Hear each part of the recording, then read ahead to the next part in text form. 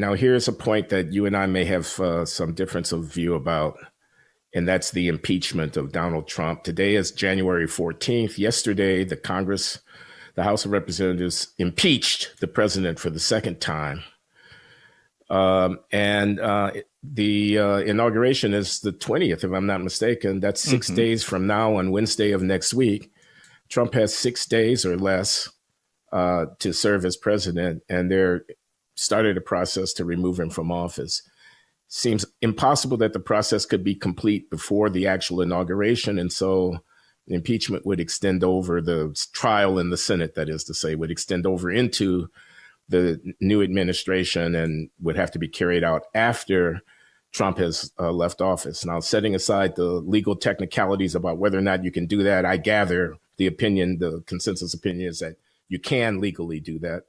There's a question of the wisdom of it. And while I don't have a firm view here, I am skeptical about the wisdom of pursuing this line. And I'm thinking, look, let's get him out of office and get on with the work of the country. Let's not do Trump for another 3 months after the inauguration of Joseph Biden. I understand that people are furious.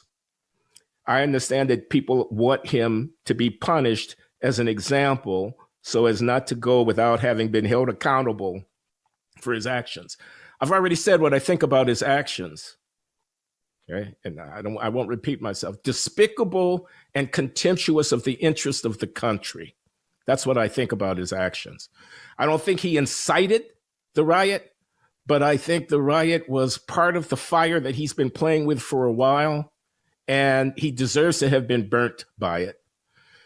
But I want to get this behind us. I don't want to carry this forward, and I don't want to make a martyr out of him. I have to, and I don't know for sure what's the right thing to do here, but the guiding principle should be what is in the best interest of the country.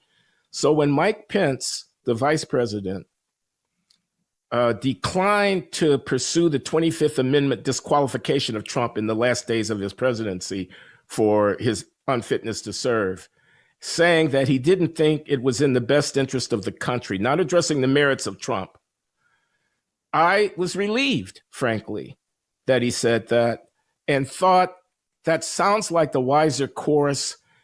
I wonder if there are any Democrats, certainly not Nancy Pelosi and Chuck Schumer, and I don't blame them. They were the ones having to metaphorically hide under their desk while these rampagers went up and down the hallways of the Capitol building.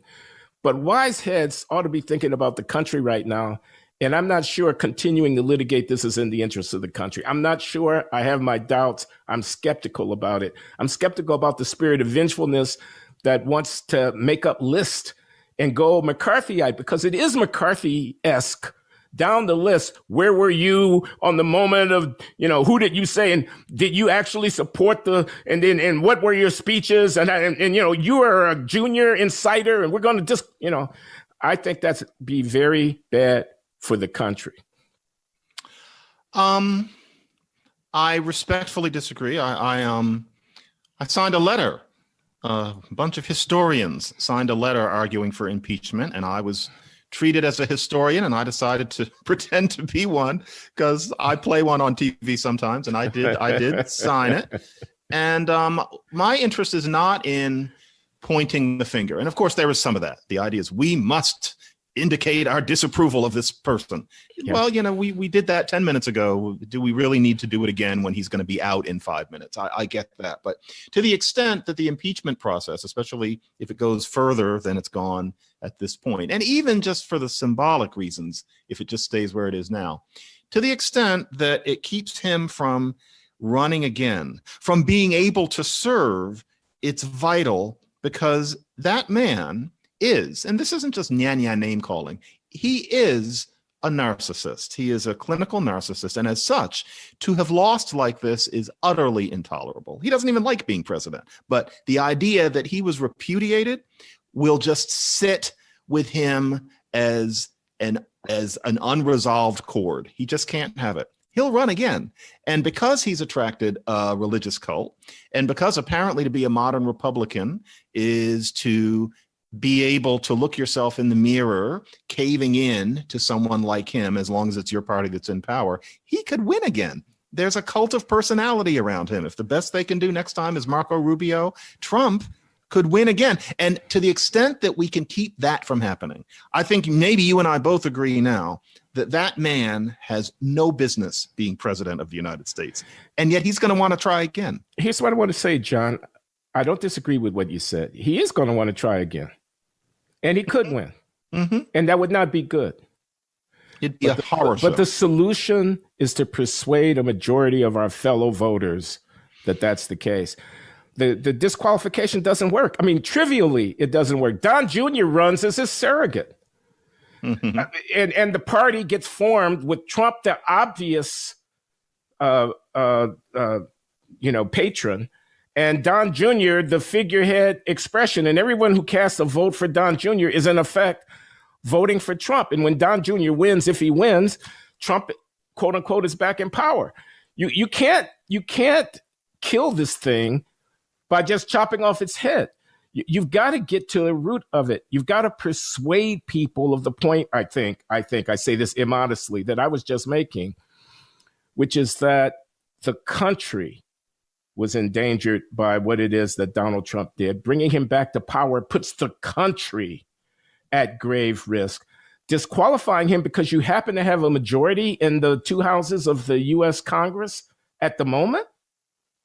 So you disqualify him, but you haven't killed Trumpism. You don't kill Trumpism until you talk to the 70 million people who voted for him and get at least 15 or 20 million of them to agree with you. That's the task at hand. There's no shortcut around it. Except even if Trump were pulling the strings, there wouldn't be a personality cult around Don Jr. He has the charisma of a kitchen cabinet. He wouldn't be considered as exciting. And so there'd be less of a chance that he would wind up in office. And, if he did, he would not be the most competent president in the world, but I imagine he would do a better job of at least going through the motions of being a thinking statesman than his father was capable of. His father was a true aberration, a truly unusual circumstance. Don Jr. is a grown-up. So that doesn't worry me as much as just making sure that the particular person of Donald Trump doesn't wind up in the Oval Office again, because it was a terrible mistake, a real disaster. So, yeah, I would say let's make it so that he absolutely can't, so that, at best, he can try to get one of his minions in. What you're not taking on board is that by doing that, by disqualifying him through manipulation of the legal and political process, you only add fuel to the cult's fire. They won't let me serve my son, Don Jr. He won't make a decision without consulting with me. Don Jr. stands up and says, my dad, the great patron of our movement, of course I will consult with him before I do anything in this office. Vote for me is a way of indirectly telling those Democrats to go themselves, et cetera. I just think it's here's what I'm saying. This is a very difficult problem for the country. There are no shortcuts. We have somehow got to find a way of reconciling the differences between these parts of our polity, which are fueled by the partisanship of the media and by the unprincipled behavior of certain politicians, Donald J. Trump primary among them. It's a serious problem. We got to talk to the voters in order to solve it, I think. Because of some of the things we've been saying, I worry that there's so many voters who can't be reached, both on that side and on the left. But here we're talking about the idea that an actual functioning human being can walk around believing in Q.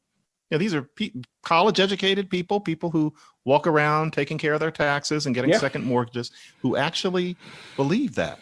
And it's growing. So I worry about the wisdom of crowds sometimes, but I know that we have to at least pretend, because that's what this is supposed to be all about. But it's tough stuff. It is.